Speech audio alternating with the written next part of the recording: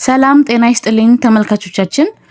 በቅርቡ የኢትዮጵያ ጤና ጥበቃ ሚኒስቴር በደቡብ ኢትዮጵያ ክልል በጅንካ ከተማ አዲስ ምንነቱ በመረጋገጥ ላይ ያለ የሄሞራጂክ ፊቨር በሽታ መከሰቱን በቅኝት ጥናቱ አረጋግጦ ገልጿል።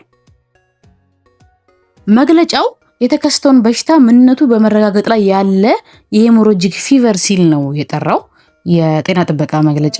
እስካሁን ድረስም ከ8 በላይ በበሽታው የተጠረጠሩ ሰዎች ሲኖሩ ሐኪም፣ ነርስ፣ የጤና ባለሙያዎችን ጨምሮ ወደ 6 ሰዎችንም ለሞት ዳርጓል። እስቲ ዛሬ ለሁላችንም ጥንቃቄ ስለ ሄሞራጂክ ህመም የተባለው የዚህ በሽታ የምልክቶቹ የመከላከያ መንገዶችን አንዳንድ ነገር እንነጋገር። በመጀመሪያ የቫይረስ ሄሞራጂክ ፊቨር የሚባለው ምን ማለት ነው? ይህ ህመም አንድ ህመም ብቻ ሳይሆን የህመሞች ስብስብ ነው። የሚመጣውም በእነዚህ በተዘረዘሩት ልዩ በሆኑ የቫይረሶች ቤተሰብ ወይም ስብስብ ነው። በዋነኝነት እነዚህ ቫይረሶች የሚያጠቁት የደም ስርን ሲሆን ከዛም በውስጥም በውጭም አካላታችን ላይ ደም መፍሰስን ያመጣሉ ማለት ነው። ልክ እንደ ስሙ በእንግሊዝኛው ሄሞራጂክ ማለት መድማት ማለት ነው። ቅድም እንደገለጽነው እንግዲህ ይህ የህመሞች ጥርቅም ሲሆን ከነዚህም ውስጥ እንግዲህ በዋነኝነት መጥቀስ የምንችለው የኢቦላን በሽታ ነው። ባለፉት ጊዜያት እንደምናውቀው ከዛም ውጪ የቢጫ ወባ በሽታም የነዚህ የህመሞች አይነት ነው ማለት ነው። እስቲ የነዚህ ህመሞችን ምልክቶች እኔ ህመሙ ሲጀምር ቀለል አድርጎ ነው የሚጀምረው። ልክ እንደ ከባድ ጉንፋን አድርጎ ቀለል አድርጎ ሊጀምረን ይችላል ማለት ነው። ከዛ ቀስ በቀስ ከፍተኛ የሆነ ትኩሳት፣ ድካም፣ ተውከት፣ ማስቀመጥ፣ ማዞር፣ የጡንቻና የመገጣጠሚያ ህመም፣ አቅም ማጠር ያመጣብናል። በጥቂት ጊዜ ውስጥም ህመሙ እየጨመረ ይሄዳል። ልክ ቫይረሶቹም እየተባዙ ሲሄዱ ደም ስሮችን ማጥቃት ይጀምራሉ። ቀስ በቀስም ከደም ስር ደም እንዲወጣ ምክንያት ይሆናሉ።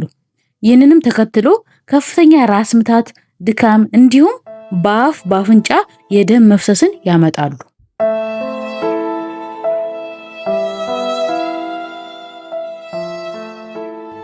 በአፍ በአፍንጫ ብቻም ሳይሆን ከውጪ የአካላቶቻችን ብቻም ሳይሆን በውስጥ የሰውነት አካላቶቻችንም ውስጥ የደም መፍሰስ ያስከትላሉ።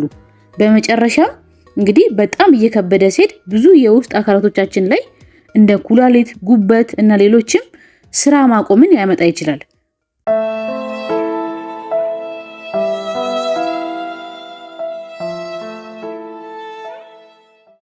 ህመሙ እንግዲህ ከጥቂት ቀናት እስከ ሳምንታት ሊፈጅ ይችላል። እናም ሞት የማምጣት እድሉም እንደ አይነቱ ሊለያይ ይችላል ማለት ነው። ቅድም እንዳልነው ይህ ህመም የህመሞች ስብስብ ነው ብለናል። የተለያዩ ህመሞች ስብስብ ስያሜ ነው። በውስጡ የተለያዩ ህመሞች አሉ። ቅድም እንደጠቀስነው የኢቦላ ህመም፣ የቢጫ ወባ ህመም እንዲሁም የዴንጉ ትኩሳት፣ የሪፍት ቫሊ ትኩሳት የሚባሉ እነዚህ የህመሙ አይነቶች ናቸው። ከነዚህ መካከል የኢቦላ ህመም ዋነኛ ተጠቃሽ ነው እና የኢቦላ ህመም በጣም ገዳይ የሆነ በሽታ ሲሆን እስከ 90% በህመሙ የተጠቁ ሰዎችን ሊገል ይችላል። 100 ሰዎች ቢያዙ 90 ሰዎችን ለሞት ሊያደርስ ይችላል ማለት ነው። በሌላ በኩል ደግሞ ለምሳሌ እንደ ዴንጉ ትኩሳት የተባለው የዚህ የቫይራል ሄሞራጂክ ፊቨር የበሽታ አይነት ደግሞ ቀለል ያለ ነው። እንደ ኢቦላ አይደለም፣ ቀለል ያለ ነው። ብዙም ለሞት አያደርስም ማለት ነው። ስለዚህ ሰዎች እንዴት በህመሙ ሊያዙ ይችላሉ? እንግዲህ ይህንን ህመም የሚያመጡት ቫይረሶች ናቸው ብለናል።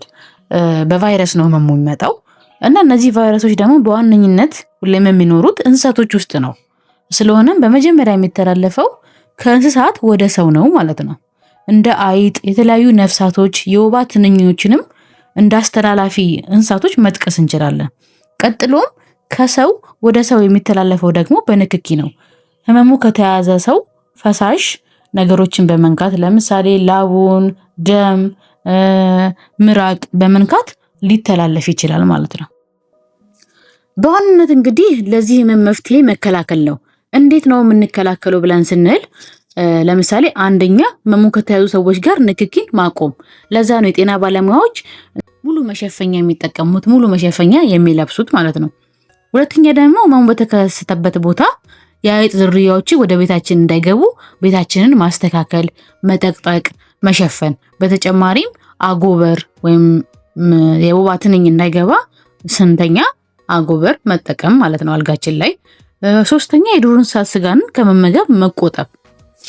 አራተኛ ደግሞ የግል ንጽህናን በደንብ መጠበቅ፣ በተደጋጋሚ እጃችንን በሳሙና መታጠብ። በተጨማሪም በዚህ ህመም የተያዙ ሰዎችን በስርዓት ለይቶ ማከም፣ እንዲሁም ለሞት ከተጋለጡም በጥንቃቄ የቀብር ስነስርዓታቸውን ማድረግ። እንግዲህ እንደ ግለሰብ እንግዲህ እኛ ልንጠነቀቅበት የምንችለው መንገድ በዋነኝነት ህመሙ ከተያዙ ሰዎች ጋር ንክኪን በማቆም ነው። ምክንያቱም ህመሙ በፈሳሽ ይተላለፋል ብለናል። በምራቅ፣ በደም፣ በላብ ይተላለፋል። ያው በትንፋሽ አይተላለፍም እና ንክኪን ማቆም ነው በዋነኝነት። ሁለተኛ የግል ንጽህናን መጠበቅ፣ እጅን በተደጋጋሚ በሳሙና በመታጠብ እንደ ግለሰብ ይህንን ህመም መከላከል እንችላለን ማለት ነው።